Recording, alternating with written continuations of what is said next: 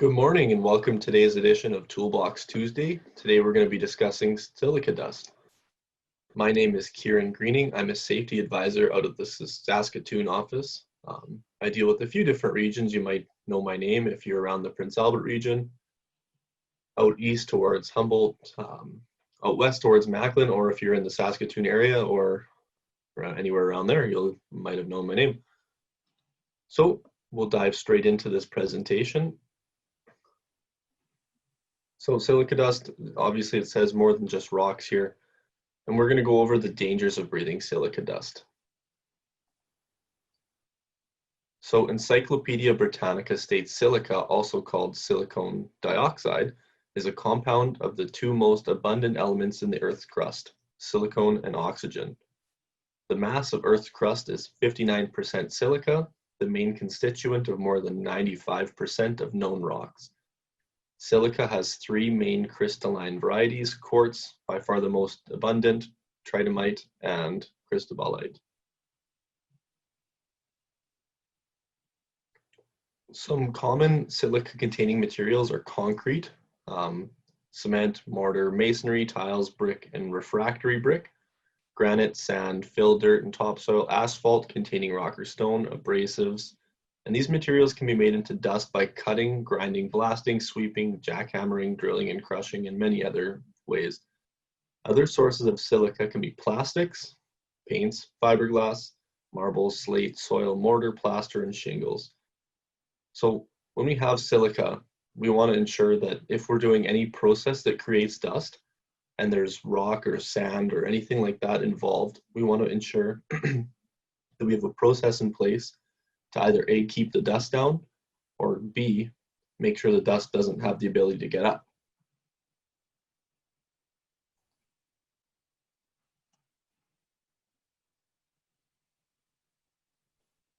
So what is the risk? So crystalline silica is more likely to be present in the air when you're cutting, sawing, drilling, or crushing, just like we discussed.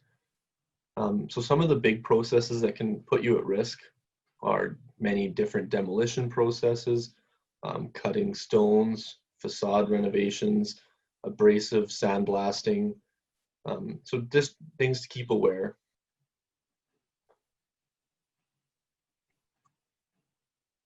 So how does silica dust hurt you? When silica dust particles are inhaled, they can make their way deep into your lungs, which in turn begin to develop scar tissue nodules around the particles. In general, the more you're exposed, the greater the risk is. Silica dust can create a disabling, sometimes fatal disease called silicosis, which is similar to asbestosis in nature, where the fine particles are deposited in the gas exchange region of your lungs. So where your body changes CO2 for oxygen, giving it to your blood and fulfilling your respiratory system's need. And this causes thickening and scarring of that lung tissue. So when that scar tissue retracts your ability to breathe properly. So what it does is makes your lungs less elastic. So in that sense, your lungs can't expand as far and they can only hold a certain amount of air. And the more particulates that you get in your lungs, the more scar tissue, the less it can inflate and the less lung capacity you're going to have. And this damage is permanent, although it can take years for the full symptoms to onset. And it's been linked directly to lots of lung cancers, obstructive pulmonary disease, in some cases kidney diseases, and it can help, not help is not the right word, but it can lead to arthritis and other chronic health issues. So we're just going to dive a little bit deeper into silicosis. So as previously stated, one of the highest risks for workers repeatedly exposed to silica is silicosis.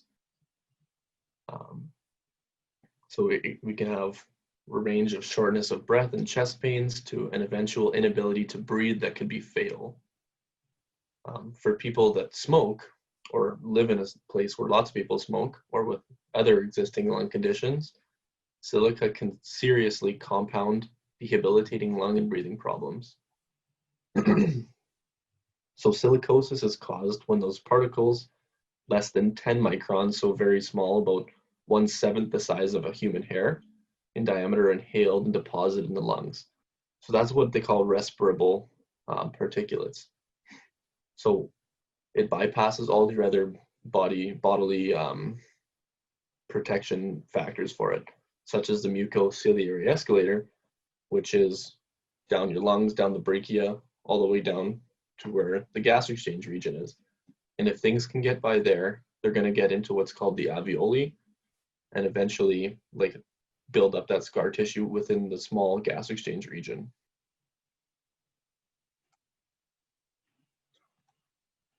So we'll talk about some exposure levels. Provincial and federal authorities have established occupational exposure limits and guidelines to help manage the risks posed by silica. Depending on your jurisdiction, if you're governed federally or provincially, you'll have different permissible exposure limits. So you have to check with that in your most recent jurisdiction. And if you're unsure of the different products and processes being used around your site, we definitely recommend assessing the risk using your company's risk assessment process. And use that in conjunction with SDS forms for the product you're using. That way you can guarantee beyond a reasonable doubt that you're going to be safe in that working environment, or be figuring out what different controls you're going to have to put in place.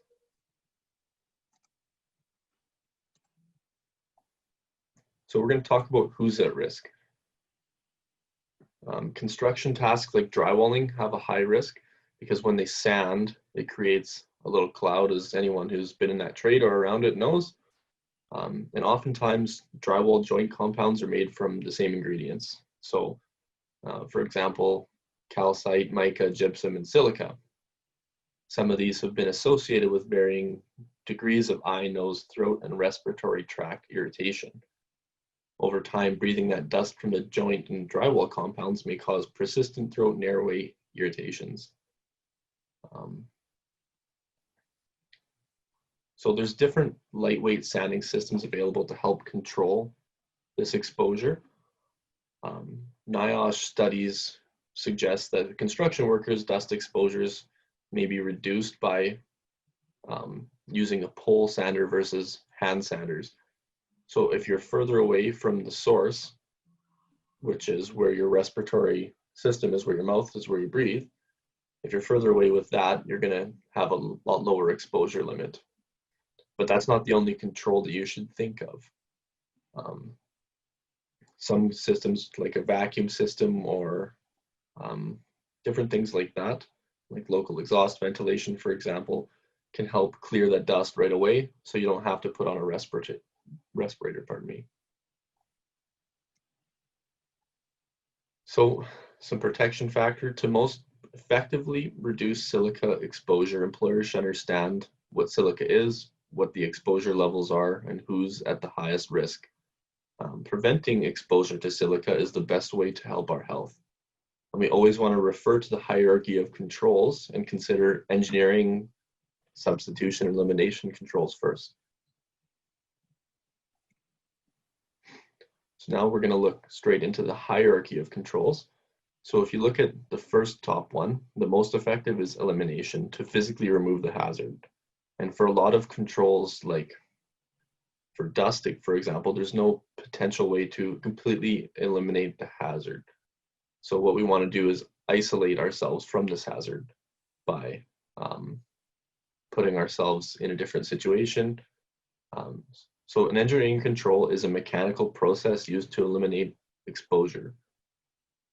It means that we remove the dust from the air, and examples of this in the industry include wet processes such as abrasive blasting or wet cutting, local exhaust ventilation, installing dust collection systems, enclosing the workspace, so if you're a sandblasting person, or automated processes. So if you could fully remove the person out of the equation, for example, with a CDC machine, that way you can do the same work, but automatically. And in this case, employees should substitute all possible materials with risk for safer materials. So if you have different drywall compounds that don't contain silica, or different brick, different things. Just do your research and find the least hazardous materials to use with your workers.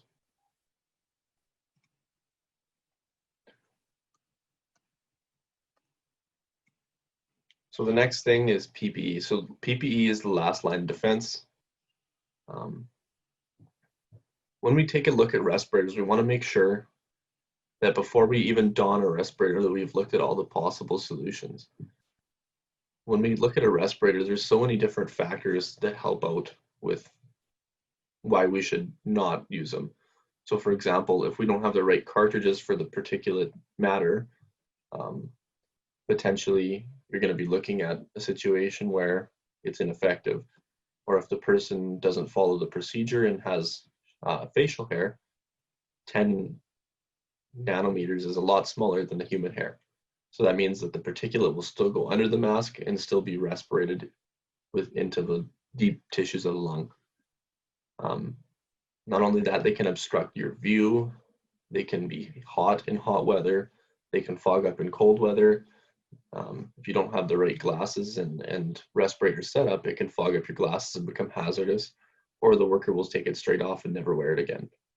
So part of your due diligence for the PPE is ensuring that you have done everything you can before you've went to the PPE.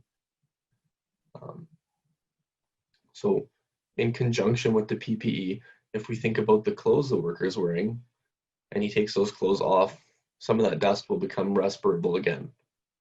So what that means is we have to have a system in place, or a procedure, if you will, where taking the coveralls off first, the dust goes in the air, and then we take the respirator off and then clean up. So there's different procedures that we can put into place and hopefully reduce silica dust exposure. So just want to say thank you. That was a quick overview of silica dust, some of the hazards, some of the exposure control. If you have more questions, you can give the SCSA a shout on any of those numbers listed. And on our website, there's a link to advisory services. You can click and call any one of us if you have any questions about silica or any contributing processes. Thank you so much. Have a great day.